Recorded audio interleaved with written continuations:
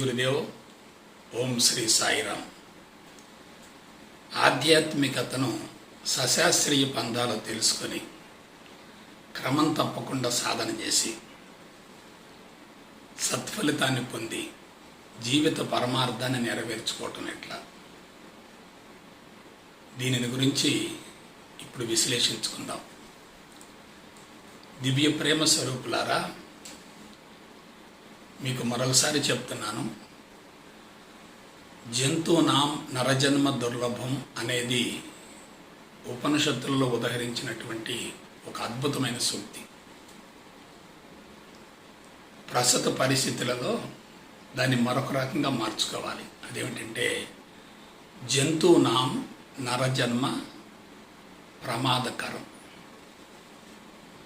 మానవుడు తనను తాను బలహీనపరుచుకుంటున్నాడు, తనను తాను కలుషితం చేసుకుంటున్నాడు, తనను తాను సమస్యలు సృష్టించుకుంటూ ఉంటున్నాడు, ప్రపంచానికి సమస్యగా మారుతున్నాడు. కాబట్టి మానవ జన్మ లభించటం ఒక రకంగా వరమే, ఎవరికి సద్వినియోగపరుచుకున్నటువంటి వాళ్ళకి. దుర్వినియోగపరుచుకునేటట్లయితే అదే నరకం అవుతుంది. కాబట్టి ఆ జీవితాన్ని స్వర్గమయం చేసుకుంటే ఏమవుతుందో ఒకసారి చూద్దాం. మీకు ఒక విషయం చెప్తున్నాను. పరిమితంగా ఉన్నంత వరకు శక్తి హరించుకుపోతూ ఉంటుంది, ఘర్షణ పెరుగుతూ ఉంటుంది.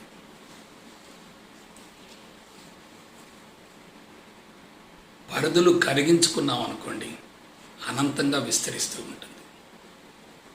పరిధులు కరిగించుకుంటే అనంతంగా విస్తరిస్తూ ఉంటుంది. ప్రస్తుతం మానవులంతా ఎలా ఉన్నారు? బంధాలను పెంచుకొని, పరిధులు నిర్మించుకొని, సొంత ప్రపంచంలో ఇరుక్కొని, దాని నుంచి బయటపడలేక, బయట ప్రపంచాన్ని లోపలకు స్వీకరించలేక ఘర్షణ పడుతున్నారు. మీకు ఒక సీక్రెట్ చెప్తాను. There is no boundary for the power of the human mind. There is no boundary for the power of the human mind. మానవుడి యొక్క మేధస్సుకు పరిధి కానీ పరిమితి కానీ ఉండవు. అది ఒక అనంతమైనటువంటి విశ్వపు గ్రంథాలయం. It is the infinite library of the universe. No knowledge comes from outside, everything is within it. బయట నుంచి మనం ఎటువంటి సమాచారం పొందవలసిన అవసరం లేనే లేదు, అంతా లోపలే ఉంటుంది. మీకు ఒక విషయం చెప్తున్నాను. మనం సూక్ష్మత్వానికి వెళ్ళే కొద్దీ అందరి గురించి, అన్నిటిని గురించి అతి సులభంగా తెలుసుకోగలుగుతాం. మనం పరిమితంగా ఉండి బౌండరీస్లో ఉంటే మన గురించి మనం తెలుసుకోలేం, వేరే వాళ్ళ గురించి కూడా మనం తెలుసుకోలేం. ఇది ఆధ్యాత్మికతలో ఉన్న కీలకమైన అంశం. అటువంటి విశిష్టమైన, మహోన్నతమైన, కళాత్మక జీవన విధానాన్ని గనక మనం అందుకోగలిగితే మనకు కలిగే ప్రయోజనం ఏమిటి? మనం 3 భయాలను జయించవచ్చు. 1 ఆర్థిక భయం, 2 రుగ్మత భయం, 3 మరణ భయం. ఇప్పుడు ప్రపంచం మొత్తం ఈ 3 భయాలతో వణికిపోతుంది. మీరు గమనించండి. ప్రతి మానవుడి యొక్క జీవితంలో కూడా ఈ 3 అంశాలు కీలక పాత్ర పోషిస్తున్నాయి. మానవుడు పుట్టుకను హర్షిస్తూ ఉంటాడు, మరణాన్ని వ్యతిరేకిస్తూ ఉంటాడు. బర్త్డే పార్టీ బాగా జరుపుకుంటాడు, కానీ కర్మకాండకు వచ్చేసరికి విచారగ్రస్తుడై ఉంటాడు. దానికి మూల కారణం ఏంటి? మరణాన్ని వ్యతిరేకిస్తూ ఉన్నాడు. అటువంటి మరణం సంభవించడానికి మూల కారణం ఏంటి? రుగ్మతలు, శారీరక రుగ్మతలు. అటువంటి శారీరక రుగ్మతలు సంభవించడానికి మూల కారణం ఏమిటి? మానసిక ఒత్తిళ్ళు. మీకు ఒక విషయం చెప్తున్నాను. ఎవరైతే ఆధ్యాత్మిక మార్గంలో జీవించకుండా ప్రాపంచిక విషయాల నిమగ్నమైపోతూ ఉంటారో, ప్రాపంచిక విషయాల్లో పూర్తిగా నిమగ్నం అవుతూ ఉంటారో, వాళ్ళు మానసిక ఒత్తిళ్లను పెంచుకుంటారు. అది కీర్తికాంక్ష కావచ్చు, గుర్తింపు కాంక్ష కావచ్చు, అధికార కాంక్ష కావచ్చు, ధనకాంక్ష కావచ్చు, what ever it may be.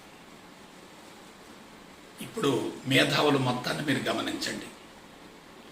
వాళ్ళు ఆర్థిక భయంతో, రుగ్మత భయంతో, మరణ భయంతో విలవిల్లాడిపోతున్నారు. ఇప్పుడు ఒక మాట చెప్పండి, మీరు మరణ భయాన్ని జయించగలిగితే విశ్వాన్ని జయించినట్లే. మరణ భయంలో ఇరుక్కుంటే మీరు మానసిక ఒత్తిడిని తప్పనిసరిగా అనుభవిస్తారు. కాబట్టి మానవ జీవిత ప్రధానమైనటువంటి అంశం ఏమిటంటే, సంకల్పం ఏమిటంటే మరణాన్ని జయించగలగటమే. అటువంటి మరణాన్ని జయించాలంటే జన్మ జన్మలుగా నిలవున్నటువంటి సంస్కారాల మోతాదుని సమూలంగా దగ్ధం చేయగలగాలి. మనకి ప్రారంధ కర్మలు తొందరగా పోతాయి, కానీ సంచిత కర్మలు పోవు తొందరగా. ఆ సంచిత ప్రారంధ కర్మల్ని సమూలంగా తొలగించుకోగలిగితే, సంచిత ప్రారంభ కర్మల్ని సమూలంగా తొలగించుకోగలిగితే అంతరంగం పూర్తిగా సిద్ధవుతుంది. అంతరంగం పూర్తిగా సిద్ధవుతుంది.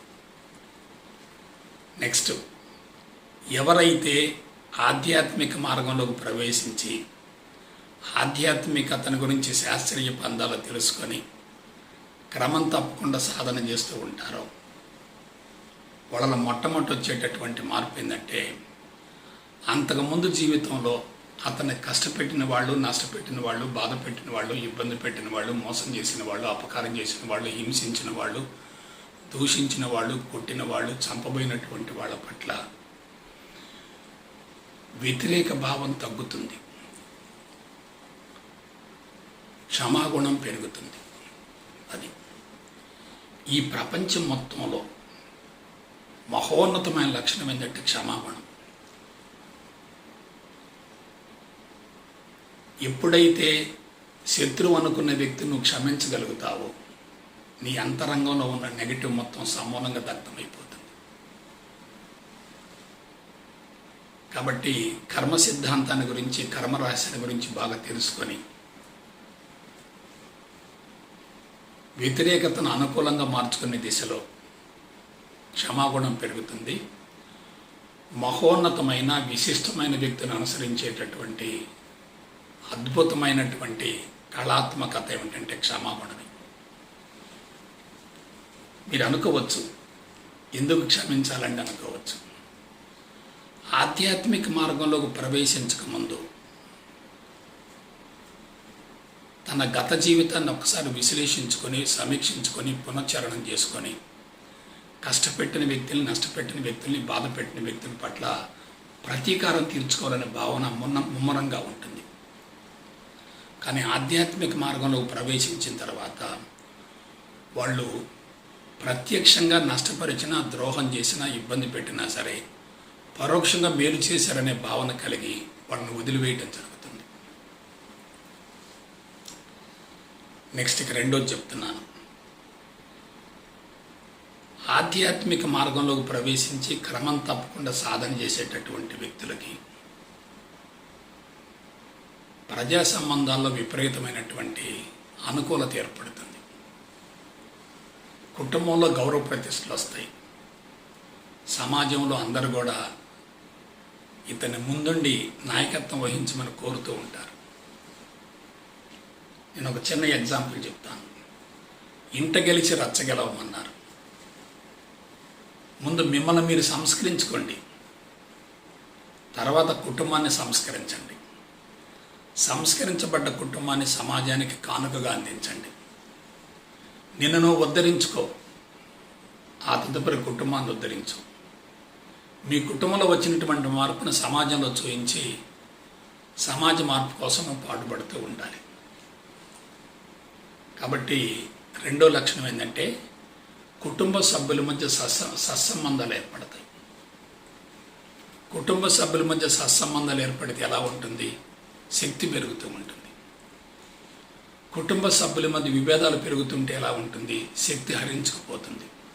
ప్రత్యేకించి భార్యాభర్తల మధ్య అనురాగం, ఆప్యాయత, ప్రేమ ఇవి ఎక్కువగా ఉంటే ఆ ఇల్లు ఒక స్వర్గం అవుతుంది, ఇల్లు ఒక దేవాలయం అవుతుంది, దేవుడి కోవులు అవుతుంది, ఆనంద నిలయం అవుతుంది, ప్రశాంతి నిలయం అవుతుంది. కొంచెం జాగ్రత్తగా ఆలోచించండి. అల్పమైన విషయాలను వదులుకుంటేనే అవసరమైనవి మనం పొందగలుగుతాం. అల్పమైనవి పట్టుకుంటే అసలైనవి మనం పోగొట్టుకుంటాం. దీనికి పల్లెటూళ్ళలో ఒక సామెత చెప్తూ ఉంటారు, పరిగేరుకునే వ్యక్తికి పంట విలువ తెలియదు, పంటను కోరుకునే వ్యక్తి పరిగెను వదులుకోవాలి. రైతు ధాన్యం మొత్తం తీసుకెళ్ళిన తర్వాత మిగిలిన ఏరుకుంటూ ఉంటారు కొంతమంది వచ్చి. సాయంత్రం వరకు ఏరుకున్న వాళ్ళకి ఏం వస్తాయి చెప్పండి? అదే పంట కావాలనుకుంటే పరిగొదులుకోవాలి. కాబట్టి ఎవరైతే ప్రాపంచిక విషయాల కోసం పరితపిస్తూ ఉంటారో అటువంటి వ్యక్తులకి 4 పోతాయి. 1, ఆరోగ్యం పోతుంది, ఆయువు తగ్గిపోతుంది, మానసిక ప్రశాంతత ఉండదు, అంతరంగం అసంతృప్తిగా ఉంటుంది. మిత్రులారా, ఒక మాట చెప్తున్నాను, మీరు ఏ రంగంలోనైనా ఉండండి, రాజకీయ రంగం కావచ్చు, కళారంగం కావచ్చు, క్రీడా రంగం కావచ్చు, వ్యాపార రంగం కావచ్చు, పారిశ్రామిక రంగం కావచ్చు, కాంట్రాక్టర్ కావచ్చు, లేకపోతే సినిమా యాక్టర్ కావచ్చు, ఏ రంగమని వెళ్ళిపోండి. అంతిమ దశకు చేరిన తర్వాత కళ్ళు మూసుకొని మీ జీవితాన్ని సమీక్షించుకుంటే మీకు మిగిలేది అసంతృప్తే.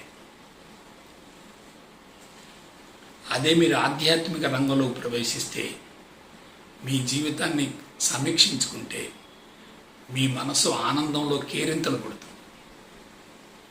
ఎందుకంటే గత జీవితాన్ని సమీక్షించుకొని వర్తమాన జీవితాంతో పోల్చుకుంటూ ఉన్నప్పుడు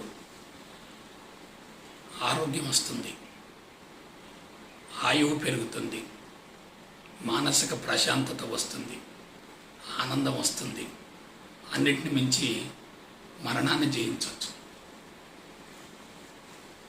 సో ఇప్పుడు చెప్పండి, ఈ ప్రపంచంలో ఆధ్యాత్మికవేత్తను మించినటువంటి మహోన్నత వ్యక్తి మరొకరుండరు. ఆధ్యాత్మిక రంగంలో ఉండకుండా మీరు ఏ రంగంలో ఉన్నా మీకు గుర్తింపు రావచ్చు, కీర్తి ప్రతిష్టలు రావచ్చు, అధికారం రావచ్చు, ధనకాంక్ష రావచ్చు, మరొకటి రావచ్చు. కానీ మీకు అసలైంది రాదుగా. అసలైంది ఏమిటి? ఆనందం, తృప్తి కానీ, అనుభూతి కానీ, సంతోషం కానీ, సుఖం కానీ, సౌకర్యం కానీ, విలాసం కానీ, వినోదం కానీ, శృంగారం కానీ, ఇవన్నీ కూడా ఆనందం మాత్రం కాదు. ఇవి ఆనందంలాగా భ్రమింపజేస్తాయి, తాత్కాలికమైన తృప్తినిస్తాయి, మరలా తిరిగి అసంతృప్తిని పెంచుతూ ఉంటాయి. కానీ ఆనందం అది కాదు.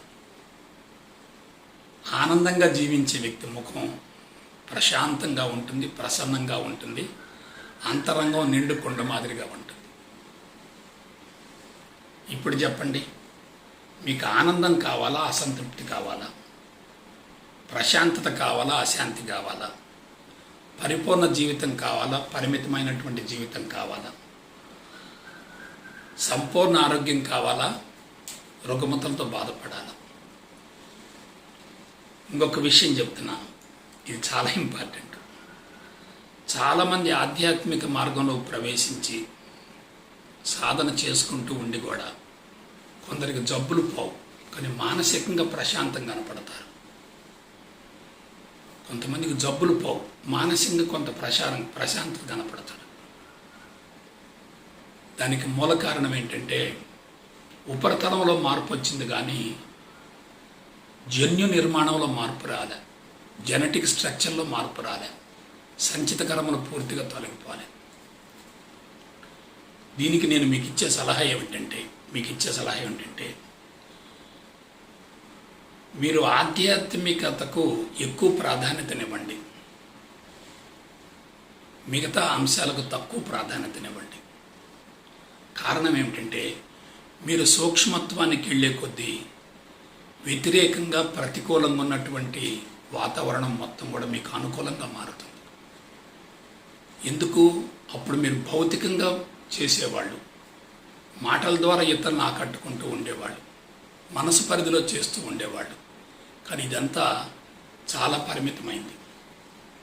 అదే మీరు ఆనందంలో జీవిస్తూ ఉంటే, ఆత్మస్థితికి వెళుతూ ఉంటే ఏమవుతుంది? అందరం మీ వైపు చూస్తూ ఉంటారు.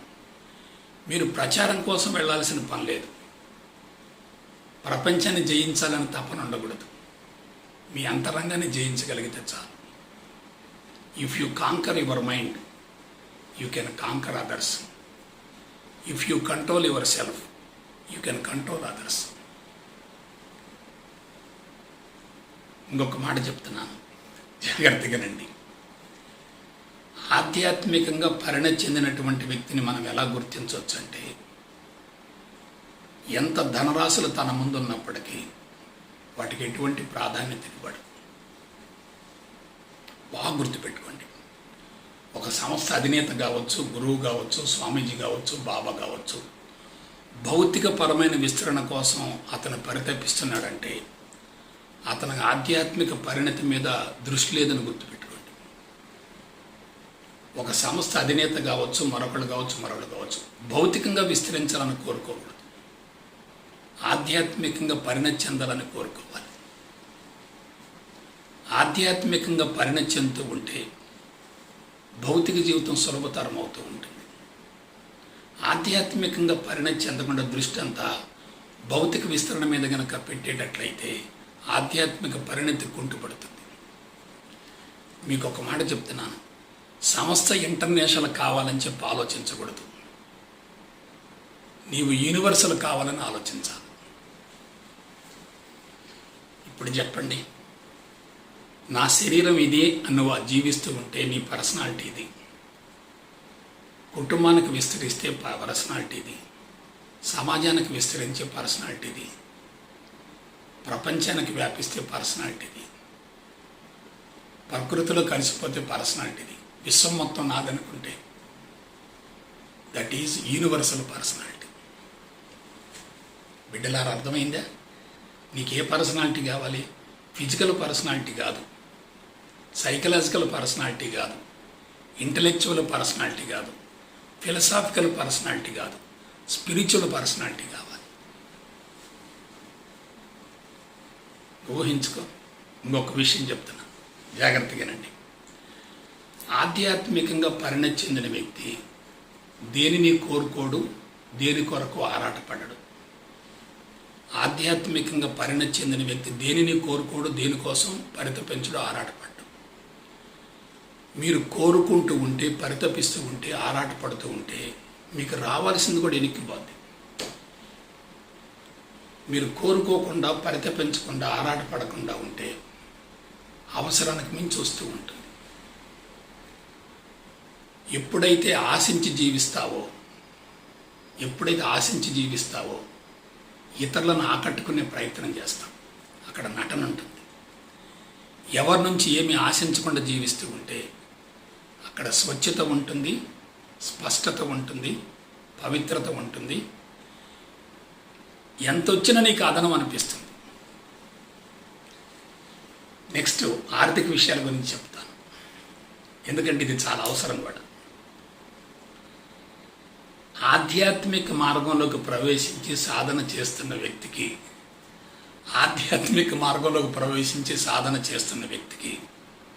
అసలు ఆర్థిక కొరత ఉండదు. ఆర్థిక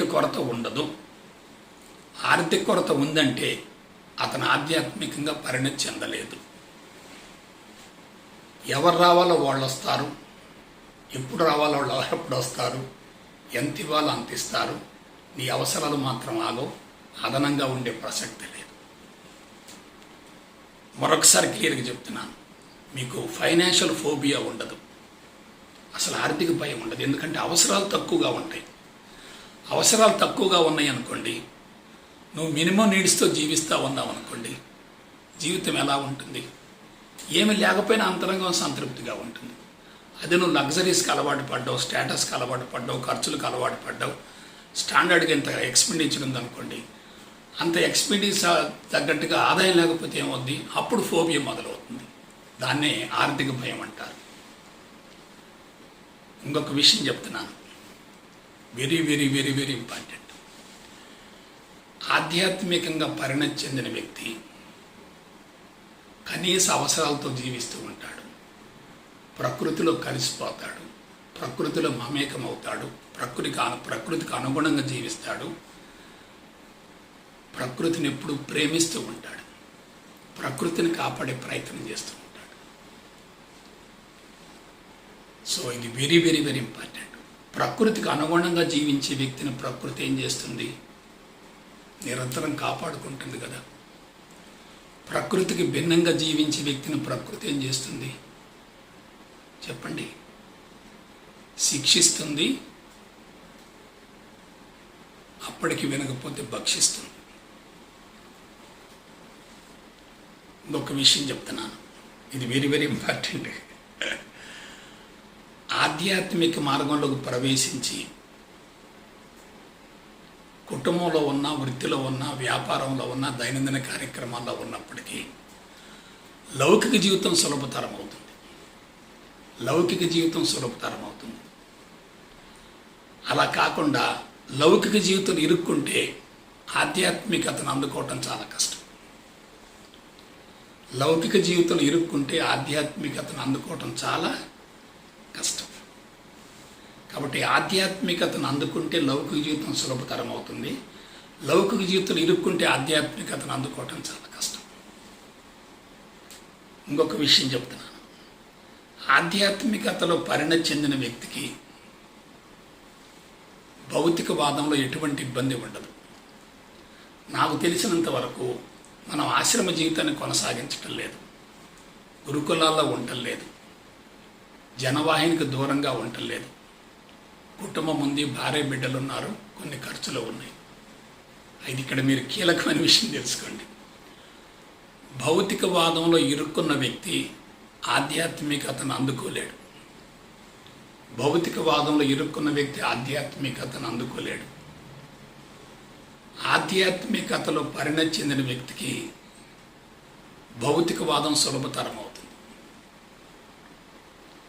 ఇంకొక మాట చెప్తున్నాను, ఆధ్యాత్మికతను భౌతికవాదాన్ని సమన్వయం చేసుకుని ముందుకెళ్ళగలగాలి. భౌతికవాదం మత్తుండకూడదు, ఆధ్యాత్మిక పిచ్చి ఉండకూడదు. ఆధ్యాత్మిక పిచ్చున్న, భౌతికవాదం మత్తున్న అతను బ్యాలెన్స్ కోల్పోయినట్టే. భౌతికవాదంలో ఇరుక్కుంటే ఆధ్యాత్మికతను అందుకోలేడు, ఆధ్యాత్మిక పిచ్చిలో ఉంటే కుటుంబానికి న్యాయం చేయలేడు. రెండు ఎలా ఉండాలి? జోడెడ్ల బండి మాదిరిగా ఉండాలి. అంతరంగంలో సన్యాసం ఉండాలి, లౌకిక జీవితంలో సంసారం ఉండాలి. అంతరంగంలో సన్యాసం ఉండి భౌతిక జీవితంలో సంసారం ఉంటే అతని ఆధ్యాత్మిక పురోభివృద్ధికి, పరిణతికి ఎటువంటి ఆటంకం ఉండదు. కాబట్టి చూడండి, కీలకమైన విషయాలు. లౌకిక జీవితం ఇరుక్కున్నారనుకోండి, ఆధ్యాత్మికతను అందుకోలేరు. ఆధ్యాత్మికతలో పరిణతి చెందారనుకోండి, లౌకిక జీవితం సులభతరం అవుతుంది. భౌతికవాదం మత్తులో ఉన్నారనుకోండి, ఆధ్యాత్మికతను అందుకోలేరు. ఆధ్యాత్మికతలో జీవిస్తున్నారనుకోండి, భౌతికవాదం సులభతరం అవుతుంది. నెక్స్ట్ పాయింట్కి వెళ్దాం. భౌతికవాదం సులభతరం కావటం ఏంటండి? వినండి, అన్ని రకాల పదార్థాలు తినొచ్చు, అన్ని రకాల వాతావరణంలో ఉండొచ్చు, అన్ని రకాల నీళ్లు తాగొచ్చు, ఎవరి చేత చేయించుకునే పని లేదు, ఎవరి మీద ఆధారపడే పని లేదు, ఎవరి చేత చేయించుకునే పని లేదు, ఎవరి మీద ఆధారపడే పని లేదు. స్వతంత్రంగా జీవిస్తూ ఉంటాడు. ఎవరి మీద ఆధారపడకుండా ప్రశాంతంగా జీవితాన్ని ముగించే అవకాశం ఉంటుంది. అదే భౌతికవాదం ఇరుక్కున్న వ్యక్తి భౌతికవాదాన్ని అనుభవించలేడు. మీ కీలకమైన పాయింట్ చెప్తాను, అనుభవించకుండా జయించటం అసాధ్యం. కొంతమంది అనుభవించరు, కానీ కోరికలను బలవంతంగా అణుచుకుంటారు. అనుభవించరు, కానీ కోరికలు బలవంతంగా అణుచుకుంటారు. కోరికలను బలవంతంగా అణుచుకుంటే ఏమవుతుంది? కోరికల్ని బలవంతంగా అణుచుకుంటే ఏమవుతుంది? వాటి తీవ్రత ఇంకా పెరుగుతుంది. ఆ కోరికలు తీరవు, ఆ కోరికలు నెరవేరవు. అప్పుడు ఏమవుతుంది? అవి తర్వాత జన్మకి వెళ్ళిపోతాయి. అంటే జన్మలు పొడిగించబడతాయి, కర్మలు పొడిగించబడతాయి. నెక్స్ట్ ఇక కీ పాయింట్కి వస్తున్నాను, వినండి. ఆధ్యాత్మిక మార్గంలోకి ప్రవేశించి సద్గురు మార్గదర్శకతోటి శాస్త్రీయపరమైన విధానాన్ని అనుసరిస్తూ అద్వైత పరిపూర్ణ జ్ఞానాన్ని గురించి స్పష్టంగా తెలుసుకొని సమాధాభ్యాసాన్ని కొనసాగించడానికి వెలుగ బ్రహ్మోపదేశం పొంది సాధన కొనసాగించేటట్లయితే, ఇవన్నీ జరిగేటట్లయితే, వింటున్నారా? బ్రతికుండగానే ముక్తి లేక మోక్షాన్ని పొందొచ్చు. బ్రతికుండగానే ముక్తి లేక మోక్షాన్ని పొందొచ్చు. ఇప్పుడు మీకు ఒక చిన్న ఫార్ములా ఇస్తాను. మనం సంచిత కర్మలతో జీవితాన్ని ప్రారంభిస్తాం.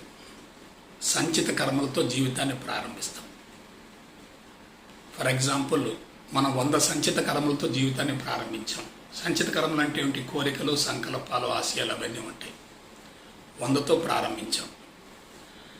జ్ఞానపరంగా ఎదక్క ఎయిమ్స్, గోల్స్, టార్గెట్స్, ప్రణాళికలు, పథకాలు ముమ్మరంగా పెట్టుకొని ఏదో సాధించాలన్న తపనతోటి, ఆరాటంతో, ప్రపంచాన్ని మార్చాలనేటటువంటి బలీయమైన కోరికతోటి ప్రపంచంలో ప్రవేశించామనుకోండి, ఈ సంచిత కర్మలు తక్కువగా కరిగిపోతూ ఉంటాయి. ప్రారబ్ధ కర్మలు కుప్పలుగా పెరుగుతూ ఉంటాయి. అది పాయింట్.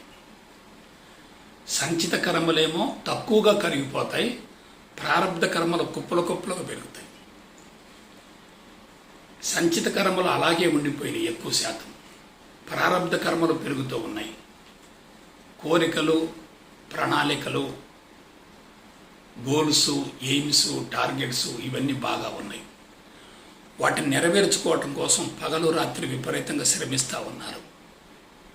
నిద్రపోవట్లేదు. ఎందుకంటే రోజుకి 24 గంటల సమయం సరిపోదు, 30 రోజుల నెల సరిపోదు, 365 రోజుల జీవితకాలం, సంవత్సరం కూడా సరిపోదు, జీవితకాలం కూడా సరిపోదు. ప్రణాళికలు ఎక్కువగా ఉన్నాయి, జీవితం తక్కువగా ఉంది. అప్పుడు ఒత్తిడి ఏమవుతుంది? పెరుగుతుంది. మానసిక ఒత్తిడి పెరిగి కింద ఏమవుతుంది? శరీరం జబ్బులు పాలవుతుంది. ఒకవైపు శరీరం జబ్బులు పాలైంది, మానసిక ఒత్తిడి పెరుగుతూ ఉంది. ప్రణాళికలు, పథకాలు, ఎయిమ్స్, గోల్స్, టార్గెట్స్ అవన్నీ బాగా ఉన్నాయి. ఇప్పుడు లాక్డౌన్ వచ్చింది, గందరగోళంగా ఉంది.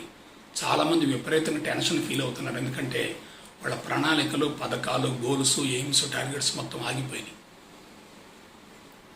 సో ఆ విధంగా జరిగినప్పుడు ఈ సంచిత ప్రారబ్ధ కర్మలు తగ్గిపోలే, అలాగే ఉన్నాయి. కానీ శరీరం బలహీనపడి జబ్బులు పాలై జీవితకాలం కుదించబడింది. అది పాయింట్. ఇప్పుడు కొంచెం ఆలోచించండి. జీవితకాలం కుదించబడుతూ ఉండి సంస్కారాల మోతాదు తగ్గటంలే. సంస్కారాల మోతాదు తగ్గటానికి తప్పనిసరిగా పని చేయాలి, కష్టపడాలి. కష్టపడటానికి శరీరం సహకరించట్లేదు, మనసు సహకరించట్లేదు.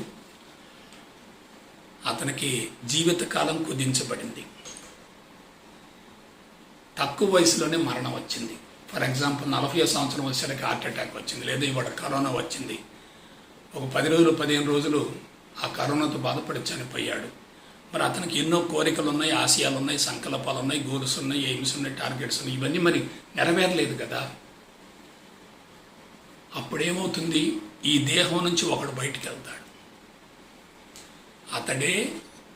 అతడే జీవుడు, అదే సూక్ష్మ శరీరం, అదే మేధస్సు. ఇంకా వేదాంత పరిభాషలో చెప్పాలంటే అవే వాసన బీజాలు. ఈ వాసన బీజాలు బయటికి వెళ్తాయి. శరీరం మాత్రం మన కళ్ళ ముందే చనిపోయింది, జడమైపోయింది. దాని దహన సంస్కారాలు చేసాం, వదిలేసాం. కానీ వీడు మాత్రం పోలే, ఇంకా జీవుడు మాత్రం చనిపోలే. వీడు తిరుగుతున్నాడు, మరొక దేహంలోకి పోయాడు. ఎందుకంటే ఇతని కలుషితమైనటువంటి సంస్కారాలు, కలుషితమైన సంస్కారాలు ఉంటే కలుషితమైన దేహాన్ని ఎన్నుకోవాలి.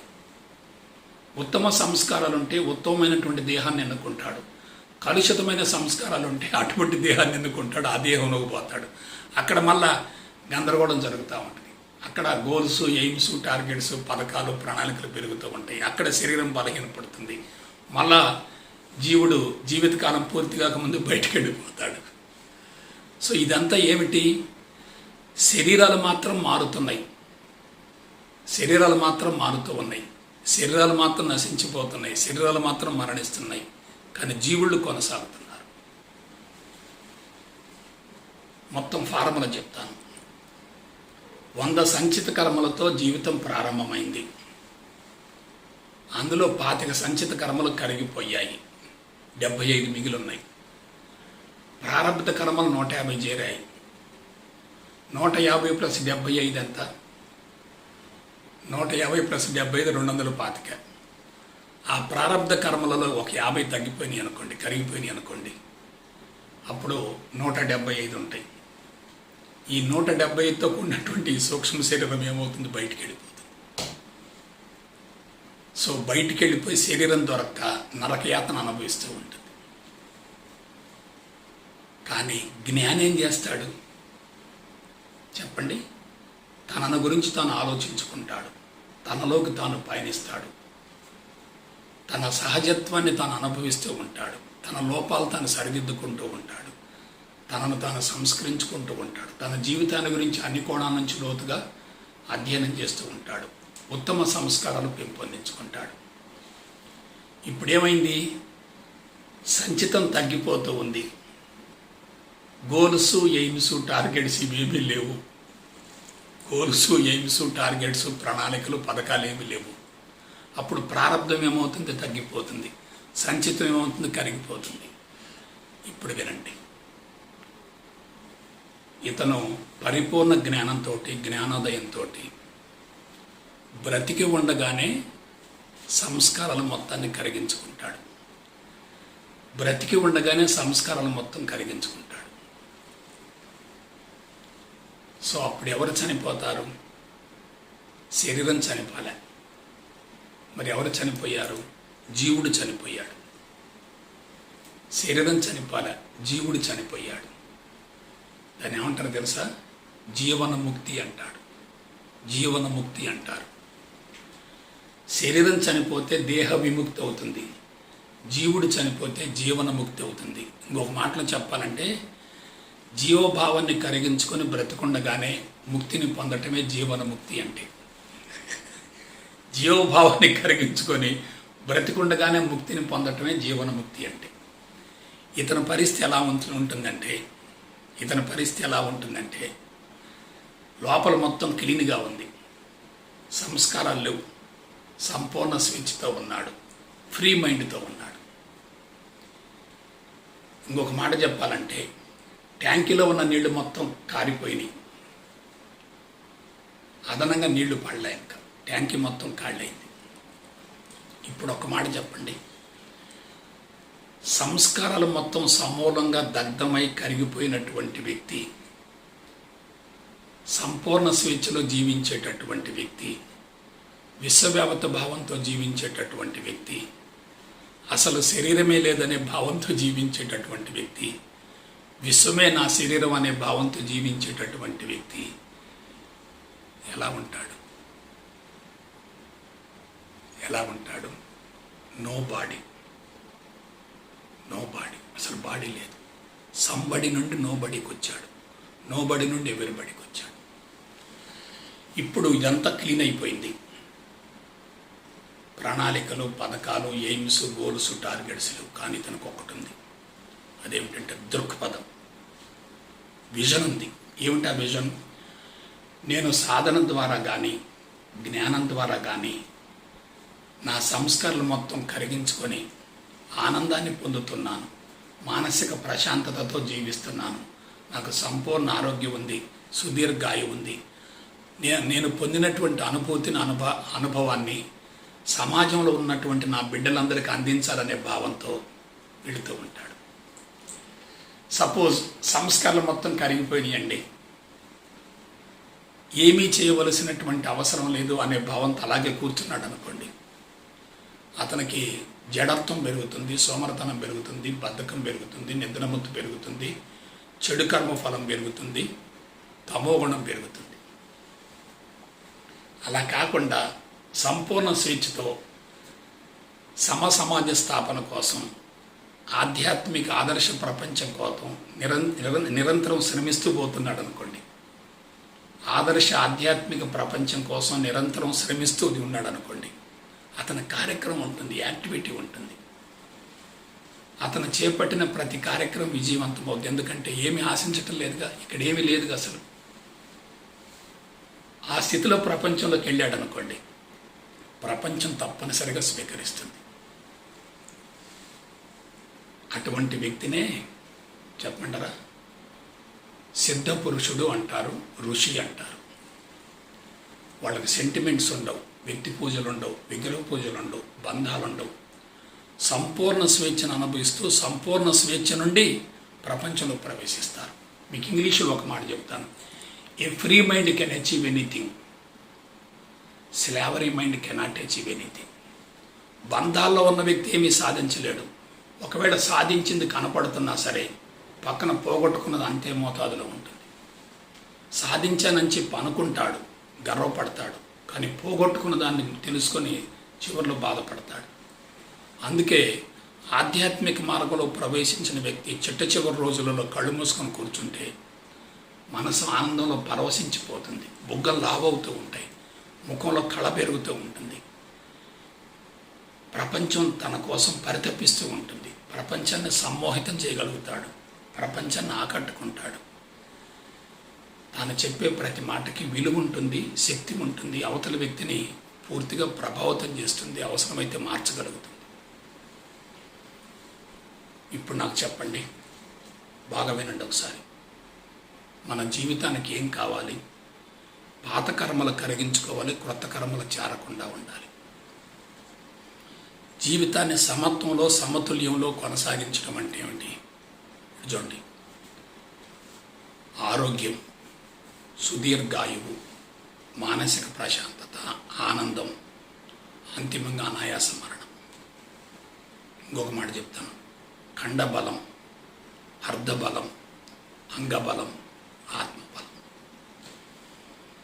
ఖండబలం, అర్ధబలం, అంగబలం, ఆత్మబలం. బాడీ ఎక్సలెంట్గా ఉండాలి. చనిపోయే రోజు వరకు డిసీజ్ ఉండకూడదు.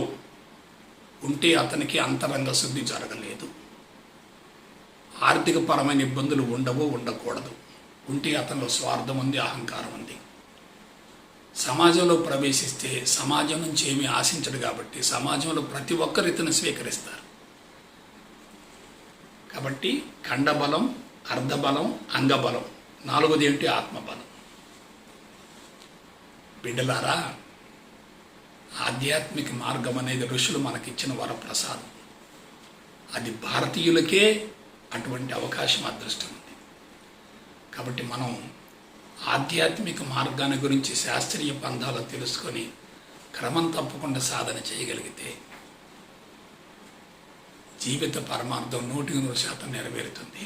మీరందరూ ఆ దిశగా పయనించి మీ జీవితాలను సార్థకం చేసుకోవాలని మనసా వాచ కర్మణ కోరుకుంటూ సెలవు తీసుకుంటాను. జై గురుదేవ్, జై గురుదేవ్, జై గురుదేవ్.